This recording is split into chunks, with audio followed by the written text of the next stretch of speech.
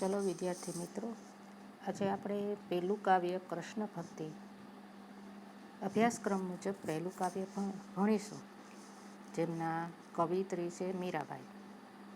જન્મ સન 1498, मृत्यु सन 1563.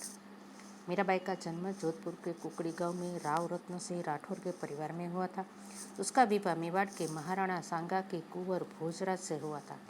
विवाह के कुछ साल बाद पहले पति, फिर पिता और युद्ध के दौरान ससुर का भी देहांत हो गया. पति की मृत्यु के बाद उन्होंने अपना अधिकांश समय श्री कृष्ण भक्ति और साधु संतों के सत्संग में बिताना शुरू किया. भौतिक जीवन से निराश मीरा ने अपना घर त्याग दिया और वृंदावन में डेरा डाल पूरी तरह कृष्ण की भक्ति भावना में लीन हो गए. जीवन के उत्तरार्ध में द्वारका में ही उनका स्वर्गवास हुआ. मीरा की भक्ति मूलतः माधुर्य भाव की है. उसके पदों में कहीं कहीं दास्य, दैन्य भाव की छाया भी परिलक्षित होती है.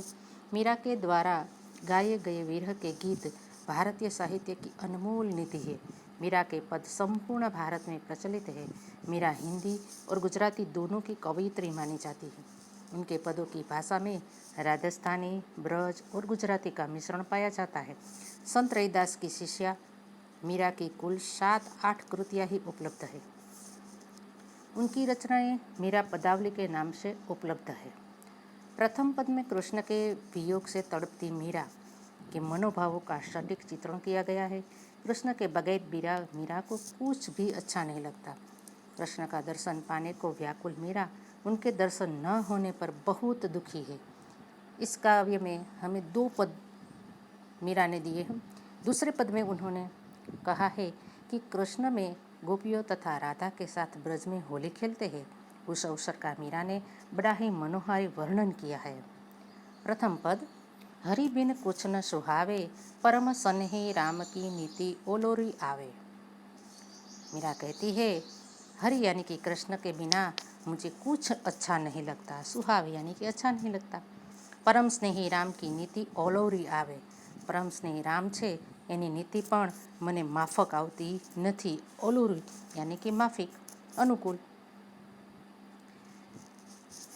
राम हमारे हम है राम के, हरि बिन कुछ न सुहावे. मीरा कहती है कि राम हमारे हैं, हम भी राम के हैं, लेकिन हरि के बिना मुझे कुछ अच्छा नहीं लगता. आवन कहे अजहू न आए, जीवड़ा अति उकलावे.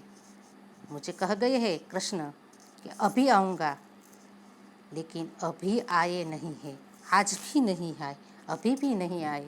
जीवड़ा यानी कि हृदय, मन अति उकलाता है यानी कि व्याकुल हो रहा है. तुम दर्शन की आस रमैया, कब हरि दर्शन दिलावे. कृष्ण को कहती है मीरा कि हे कृष्ण, तुम्हारे दर्शन की मुझे आस रहती है, तुम्हारे दर्शन की मुझे प्यास रहती है. हे हरि, तुम कब आओगे और कब मुझे दर्शन दोगे. चरण कमल की ग्लानी लगनी लगी, नित बिन दर्शन दुख पावे. तुम्हारे चरण कमल यानी कि पाँव चरण रूपी कमल के मैं दर्शन की प्यासी हूँ. तुम्हारे दर्शन के बिना मुझे कुछ अच्छा नहीं लगता. मीरा को प्रभु दर्शन दीजियो, आनंद भरियो न जावे. मीरा कहती है, हे कृष्ण, एक बार मुझे दर्शन दे दो, मेरी आनंद की कोई चरम सीमा नहीं रहेगी. बहुत ही आनंद में मेरा जीवन पसार होगा. दूसरे पद में मीरा ने बहुत ही अच्छा वर्णन किया है. जो गोपियों के साथ कृष्ण होली खेल रहे हैं. होली खेलत है गिरधारी. गिरधारी यानी कि कृष्ण. मुरली चंग बजत डफन्योरा, संग जोवती ब्रज नारी. ब्रज की नारी यानी कि गोपी के संग कृष्ण डफली बजाकर होली खेल रहे हैं. चंदन केसर छिड़कर मोहन अपने हाथ बिहारी.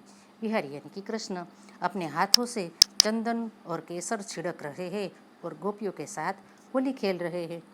भरी भरी मुट्ठी गुलाल लाल, चहु देत सबन पे डारी. બધા ऊपर सबके पर वह गुलाल लाल गुलाब भर भर के, मुट्ठी भर भर के वह उस पर डालते हैं. छेल छबीले नवलकान संग श्यामा प्राण प्यारी. श्यामा यानी कि मीरा.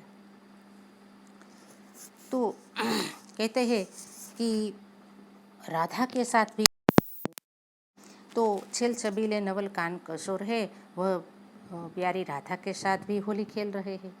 गावत चार धमार राग तह दे दे कल करतारी। उसके साथ साथ वह ढोल ताशा मृदंग सब बज रहे हैं, लेकिन उसके साथ डफली भी बज रही है। उसके साथ साथ धमार राग में कृष्ण गीत गा रहे हैं, सब लोग गीत गा रहे हैं करताल के साथ। फाग जू खेलत रसिक सामरी, बाढ़ियो रज बज भारी।